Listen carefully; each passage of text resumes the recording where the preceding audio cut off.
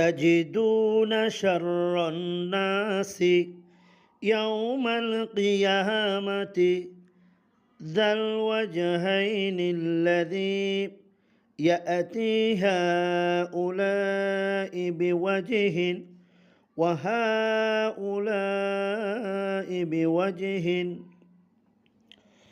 হাদিস শরীফের অর্থ, তোমরা কিয়ামতের দিন সর্বাধিক নিকৃষ্ট লোক হিসেবে তাকে পাবে যে দ্বিমুখী।